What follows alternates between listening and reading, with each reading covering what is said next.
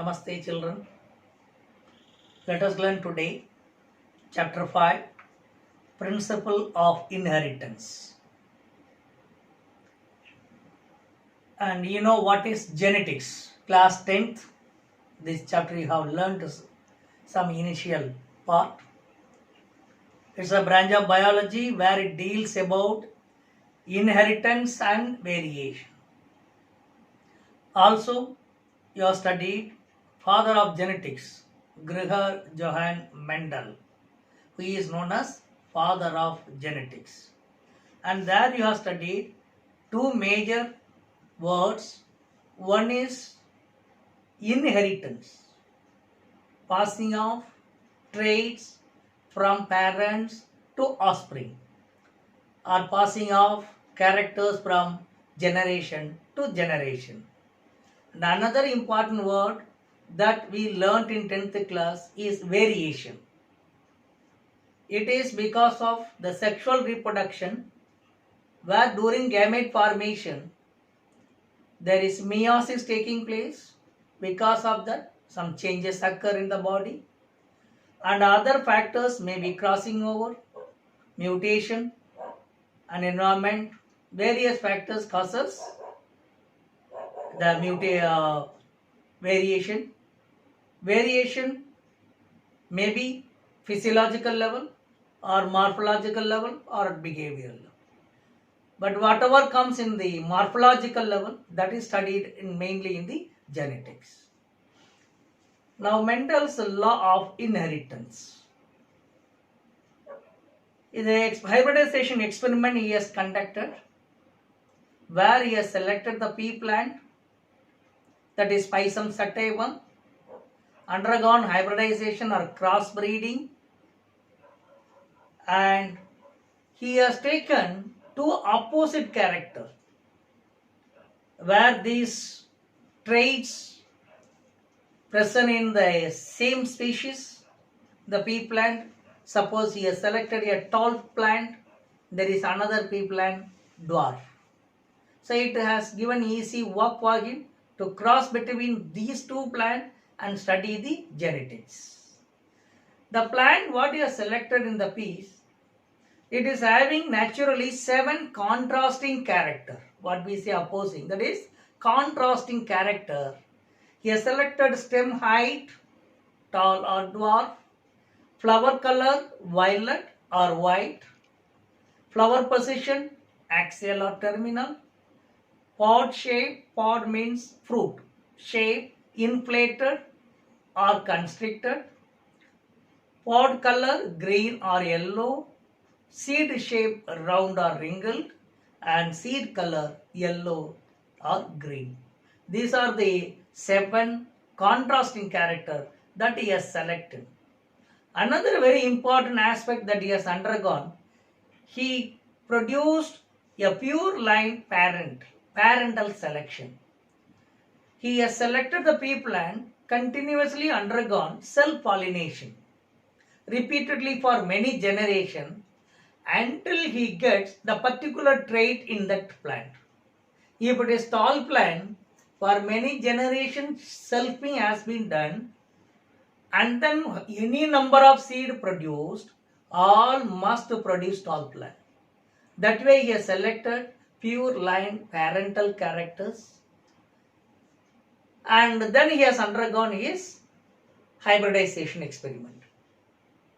And then why he has selected the garden pea plant?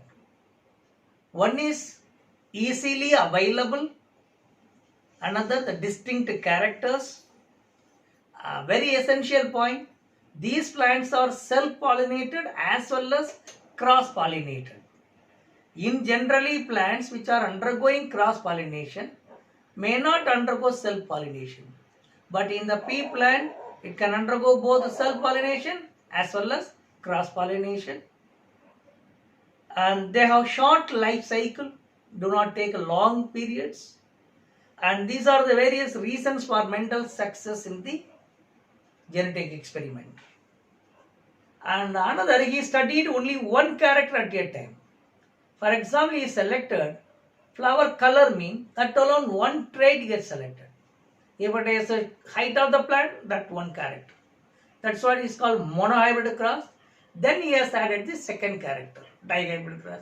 Then added third, trihybrid. Like that, he has continued. Then, how he has conducted monohybrid cross. Mono matlab one. Monohybrid cross, crossing for single trait. Normally, he selected a parental plant having tall as well as dwarf. The tall plant, he assumed the alleles as capital T. The dwarf plant, he assumed the allele as small t, as a dwarf. When he crossed these two plants, in the F1 generation, that is F meant for filial, that is generation. The F1, he got all tall plants. There is no dwarf plant at all. That means it shows that tall is the dominant. Then the dwarf character become recessive. Then what is dominant? The trait which appears in the F1 is called dominant. The trait which do not appear is the recessive. That he has concluded. Then now there is a doubt. Where is the dwarf trait genes? What happened? Then he has undergone self-pollination of the F1. And then he gets F2 generation, where the tall plant as well as dwarf plants both are produced. That means the first generation, the dwarf character is hidden, while in the second generation, both the trait, that is parental traits of tall as well as dwarf, are expressed. Let us work out this, how he has done it. Now, let us see how he worked out monohybrid cross. As he was a mathematician, he would cross the plant, then literally he has counted the plants, he has collected seeds, again grown and counted the plant. Then he worked out remaining thing as theoretically. So he has taken the parent, two types of traits he has considered, one as tall parent while other parent is dwarf. And he did the cross, he got F1 where all plants were tall. Now he assumed certain alleles or the factor, he used the word factor, what we today say genes. On those days the word gene were not there, so he used the word factor. He told fixed factor as capital T, and it will be always in pair, and he told each one is allele. Dominant capital T, recessive capital T, small t. But here this parent will contribute one allele while another parent contribute another allele. Now the F1, all plants were tall. Suppose he crossed between tall and dwarf, he collected 10 seeds. When he grown, all the 10 seeds were grown into tall plant. That is why the trait which appeared in the F1 will be treated as dominant. Now this is dominant, this is recessive. Dominant, recessive. Now the doubt is where that dwarf trait. Because of this allele, we know that it is hidden here, but cannot be seen. Let's see, what did he do? He selfed this, for which there is a gamete formation to be made. We have to create gamete. What is the gamete? There are two gametes will form. These alleles separate and form as a gamete. Whenever gamete, we should encircle it. Now these two gametes we can treat as a male gametes. Again similar two will be for female gamete, because it is selfie. Anther mate to pistil mate. Then F2 generation. Because this is first generation, second generation. Then what we need, there are 2 into 2. That means how many possibilities? 4 possibilities. And what are these? We have to write capital T, small t, again capital T, small t. How it will be? Capital T, capital T. That means tall.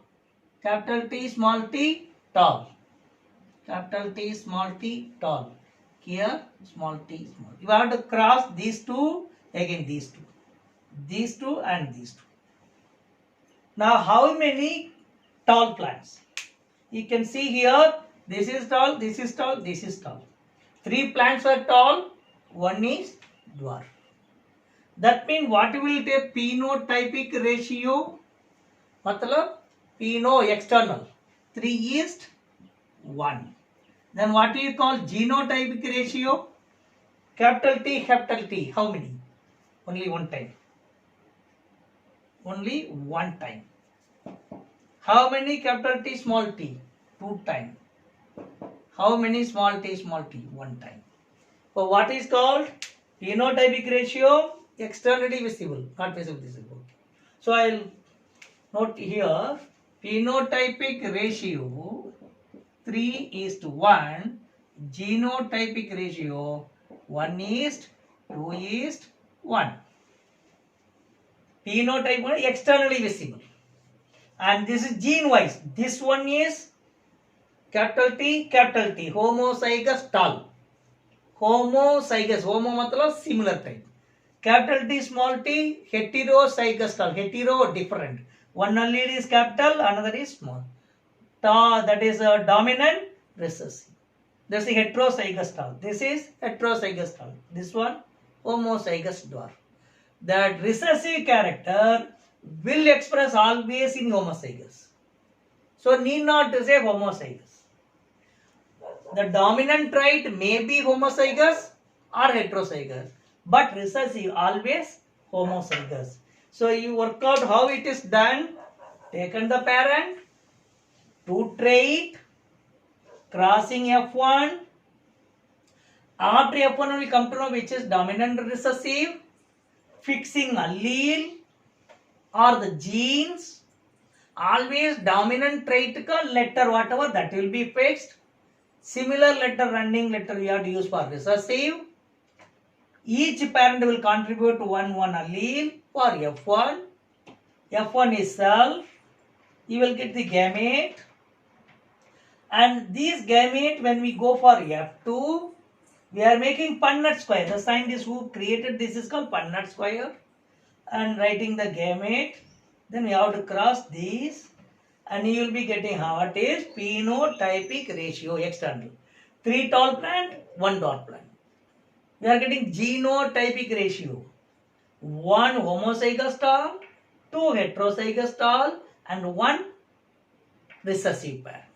Need not to say homozygous. So now you learned what is monohybrid cross. So later next part we will learn about dihybrid cross. Thank you.